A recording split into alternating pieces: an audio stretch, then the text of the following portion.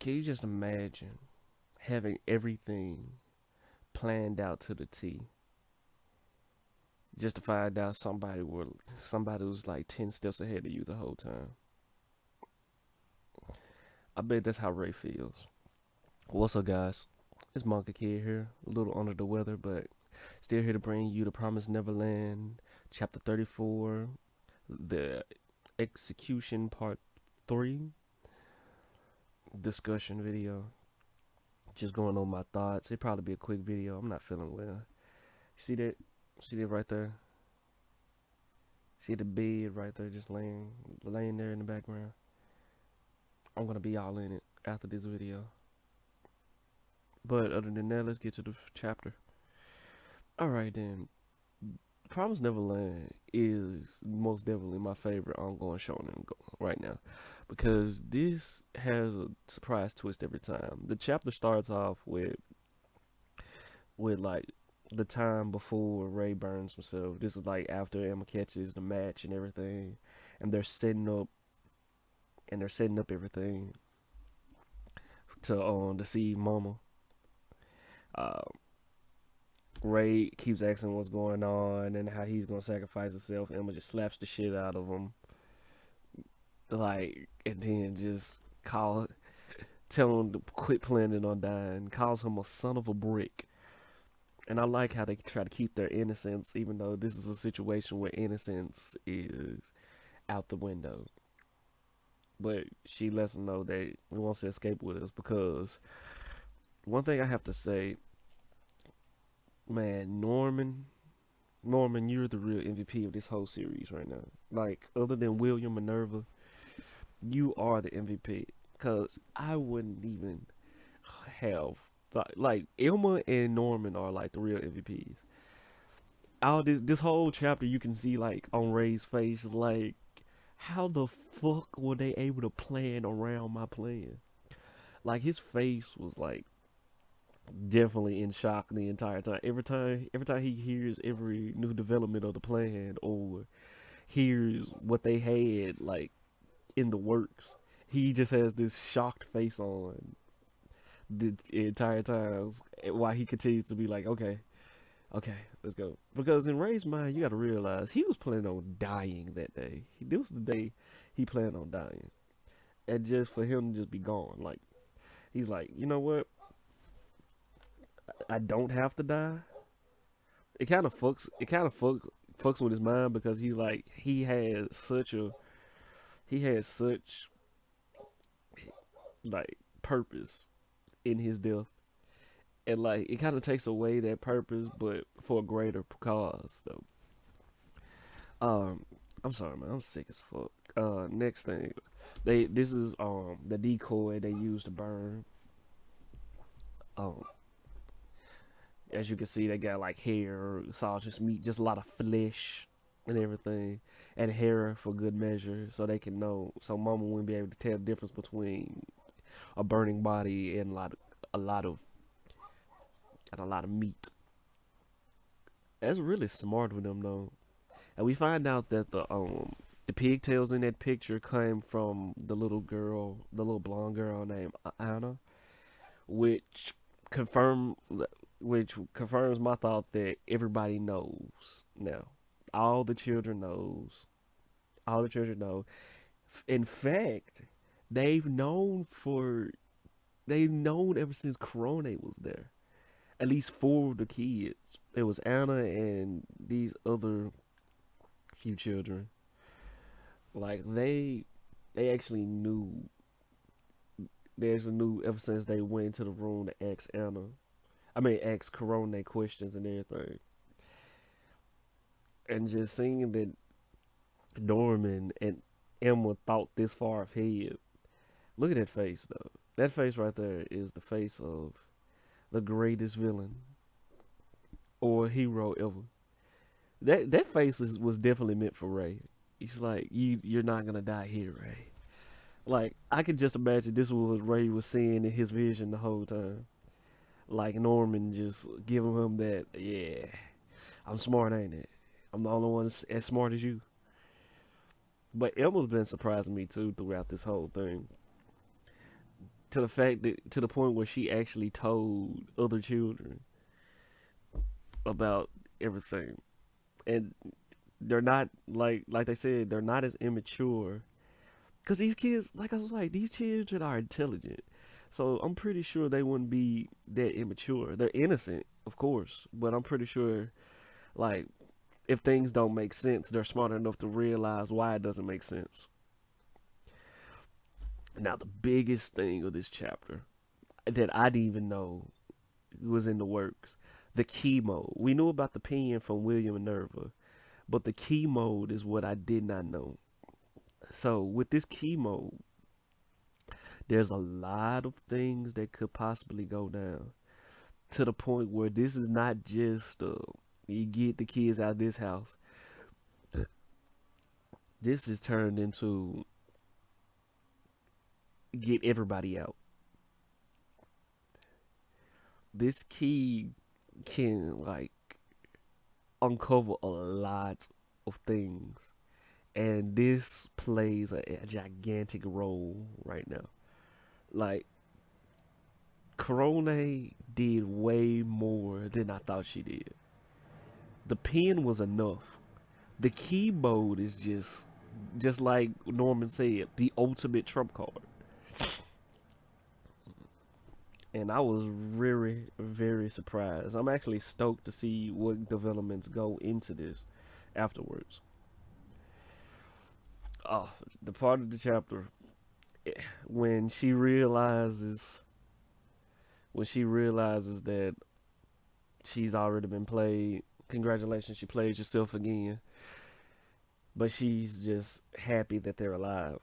Because if one of them was dead, that would have ruined the whole lot of things. She's like, as long as they're alive, I can capture them. Pretty much the same idea that Grandma had. Like Grandma doesn't like Grandma back a few chapters ago. I think it was like 15 chapters ago. She actually said like if they run away, I was able to handle it. I'm pretty sure Isabella be able to handle it. They don't care about the kids trying to run away.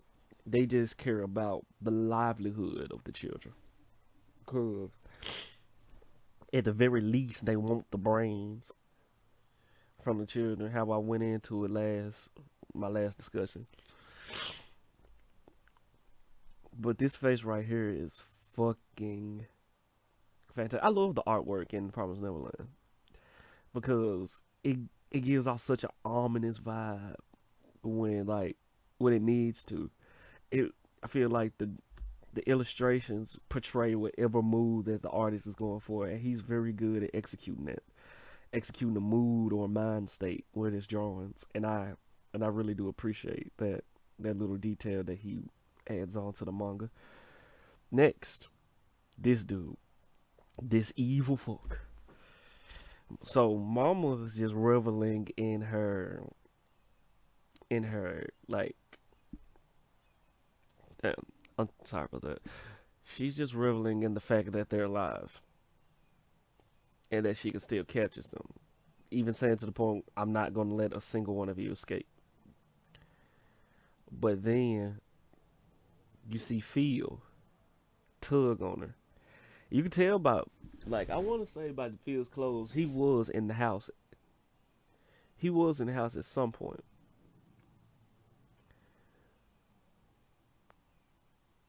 But the thing is some about Phil that I do not trust. Cause I've established that Phil is a fucking genius, as smart as Emma or Ray, or he's at least as smart as Don and Gilda for sure. He might be a little bit less intelligent, but he's as intelligent as Don and Gilda. Um, Phil, I don't know what he has planned because Phil doesn't even look like a normal child the more we look at him. Last chapter I was adamant to see where the fuck he was. And then like I said, the artistry of the artist, the illustrations. Look at that hand. Look at the hand of Phil. That is not that is not a grab of comfort. That is a grab of what the fuck is going on. Like, this child shouldn't be touching me right now.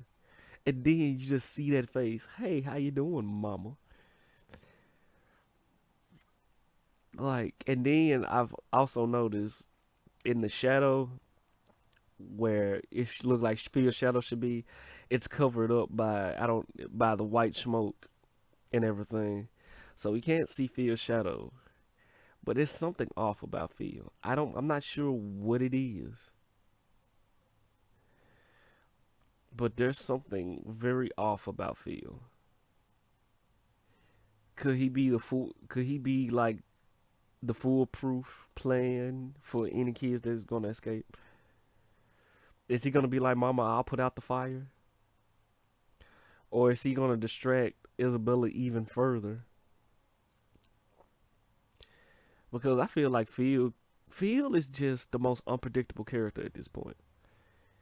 Because this just confirms it. Because Field, what is he doing there? Everybody else is running. Like, everybody else is running towards the. Everybody's at the wall. Field is the only child not at the wall right now. And again, the babies. The babies are not there. So this is probably, like I said, Field probably saved the babies, and this is when Field just realizes that Mama was truly evil. Maybe Field was like, it makes sense, but I just want to make sure that Mama is the person who we thought she is. And that's what I was thinking. And like for the fact that he does have like little scuffs on his jacket, I feel as though he saved the babies, or at least tried to save the babies. And just seeing that Mama just walked out the house, not caring about the babies, and like this is gonna change his mindset completely because she grabbed him as he grabbed her as she was going into the forest. So this maybe feels like the moment where he it's some it's just something about Phil, man. Look at that face. Like these last two chapters really been like perfect because Isabella it seemed like every turn Isabella is like, what the fuck is going on?